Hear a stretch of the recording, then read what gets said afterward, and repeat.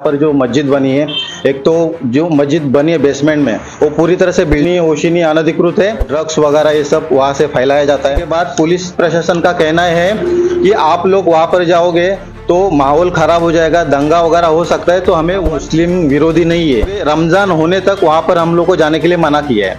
और महाराष्ट्र में इन दिनों राजनीतिक घमासान शुरू है। इसी बीच आपने देखा था मनसे ने कई मुद्दे उठाए हैं, जिसमें लाउड स्पीकर का जो मुद्दा रहा वो सबसे ज्यादा हिट मुद्दा रहा उनका। और इन दिनों आप देख रहे हैं कि मुंब्रा शहर में अविनाश जाधव की एंट्री सार्वजनिक तौर पे, शासकीय तौर पे, प्रशासनिक तौर पे उनको मना कर दिया गया है। और मुद्दा सिर्फ वहां पे है, इलीगल मस्जिद और दरगाहों को लेकर मुद्दा उठाया है।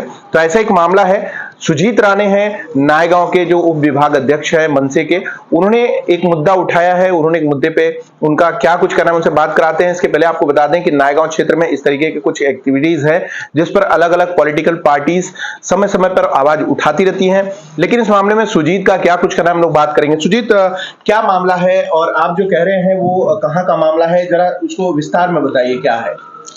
देखिए, ऐसा है कि हमारा जो नायगांव शहर है उसमें एक डॉन बॉस्को करके इलाका है।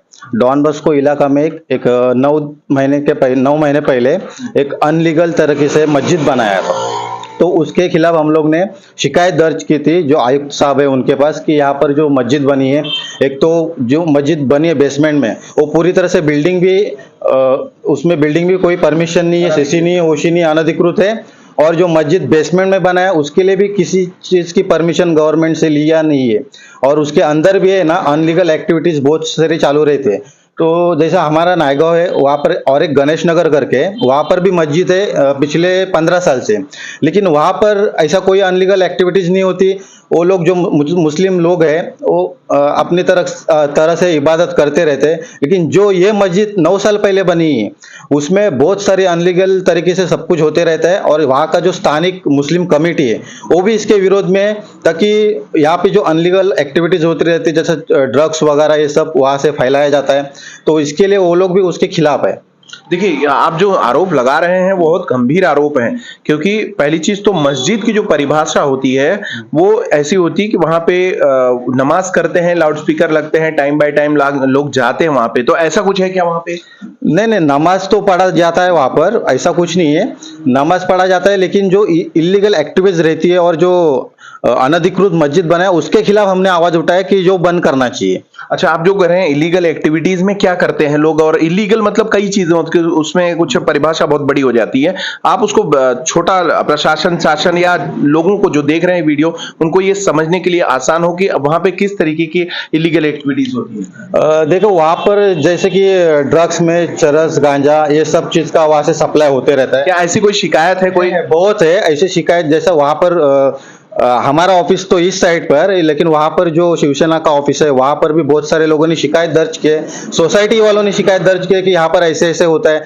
आप चाहे तो पुलिस स्टेशन में जाके आप इंक्वायरी कर सकते हो कि लास्ट कुछ 10-15 दिन पहले भी शिवसेना ने उसके खिलाफ FIR दर्ज किया था, लेकिन अभी तक उसके ऊपर कुछ कार्रवाई नहीं हुई है। तो अभी इस बारे में आपने प्रशासन से कुछ जानकारी दी, कुछ लेटर लिखा, या फिर आपने कहा कि वहां के कमेटी वाले या मुस्लिम कम्युनिटी के जो लोग हैं उसमें वो लोग उनके विरोध में, इस काम के विरोध में हैं? तो किस चीज के विरोध में है, उन्होंने क्या कुछ आपको बताया? मुस्लिम कमेटी का कहना यही है कि आपने एक तो अनधिकृत मस्जिद बनाया है और उसके बाद जो अनलीगल अंदर जो भी होते रहता है वो सबको वहां पर पता है, तो इसके खिलाफ है। वो लोग वो बदनाम हो रहे, उनके वजह से बाकी जो कौम है वो बदनाम हो रही है। मुस्लिम कमेटी जो अच्छी तरह से सब कुछ उनका धर्म का पालन करते, तो वो लोग बदनाम हो रहे वो मस्जिद की वजह से। अच्छा, ओके। तो अब आप ये बताइए कि इसमें शासन प्रशासन को लेकर उससे जुड़ा हुआ कुछ लेटर या कुछ ऐसा कुछ आपने किया है किसी को? अभी देखिए सर, हम लोग ने ये अनिल कुमार पवार साहब है जो हमारे आयुक्त है, उनको ये लेटर दिया था, उनसे मिले थे। उसके बाद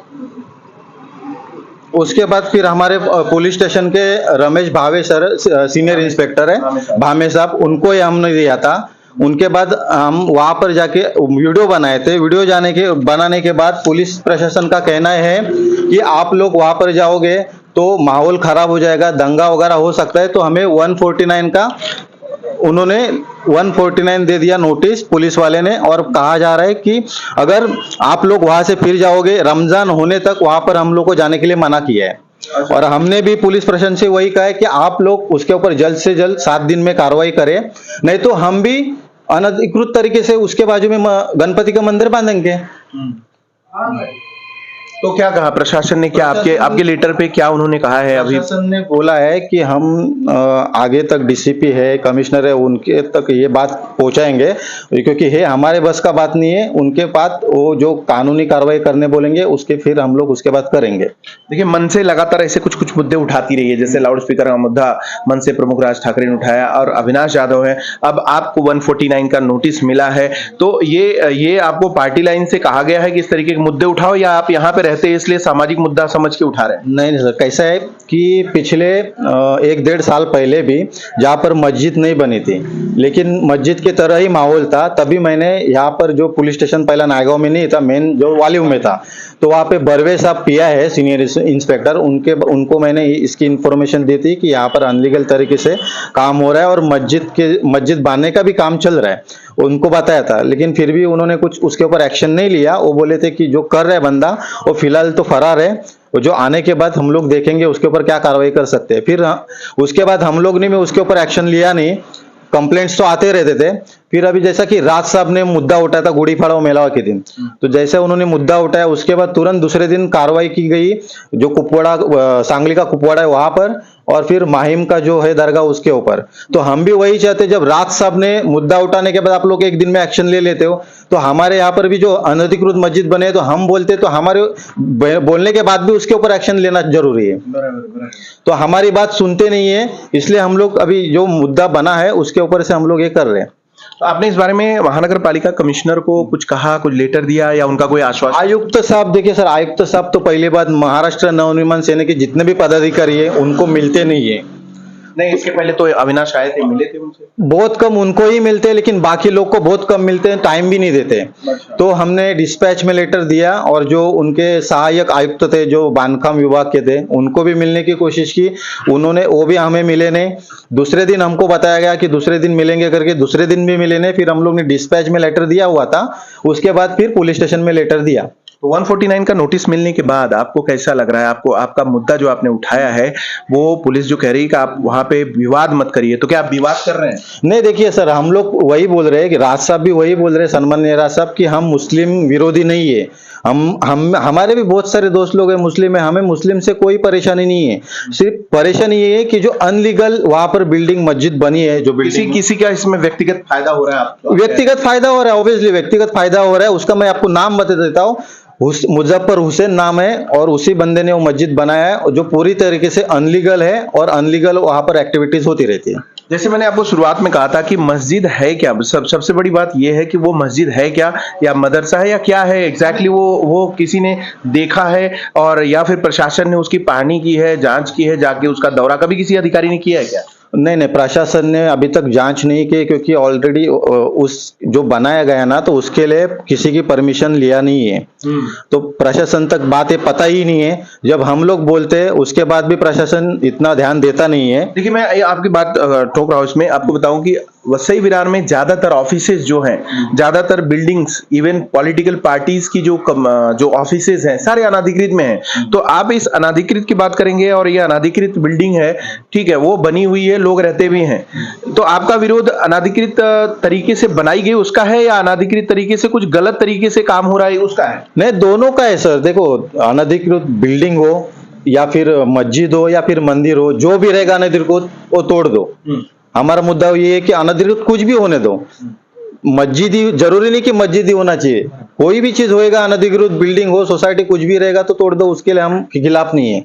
हम भी वही चाहते हैं कि अनधिकृत तरीके से अपना वसई विरार में काम ना हो जाए।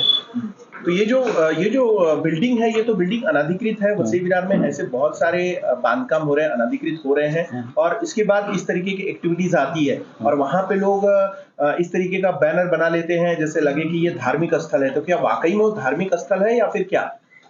नहीं, देखिए कैसे है कि एक तो पहली बात कि जो हमारी प्रशासन है, उन्होंने ये परमिशन जो अनलीगल, जो अनधिकृत जो भी काम होता है यहाँ पर, उसके लिए परमिशन वो लोग देते क्यों है, पहली बात सवाल ये है। और जब हमने इसके ऊपर मुद्दा उठाया है जो अनधिकृत है, तो पुलिस प्रशासन को और महानगर पालिका को जो लेटर दिया हुआ है, तो उसके ऊपर पुलिस प्रशासन ने जांच करना चाहिए कि सही में वहां पर अनलीगल तरीके से काम हो रहा है कि नहीं हो रहा है। मैं ये भी कह रहा था कि अंदर नारकोटिक्स डिपार्टमेंट को घुसाओ, सब अपने आप पता चलेगा, लेकिन अभी तक उसके ऊपर कोई एक्शन नहीं लिया जाता है।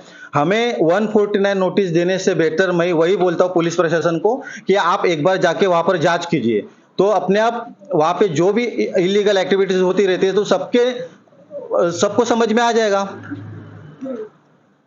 तो आखिरी में आप क्या मांग करेंगे? अभी आप तो आपका ये खबर जो है, वीडियो है जो जिसके माध्यम से आप बात कर रहे हैं, तो प्रशासन से, लोगों से, जहाँ पे आपने जिस बिल्डिंग में शिकायत की है वहां के लोगों से क्या क्या मैसेज देंगे या क्या अनुरोध करेंगे?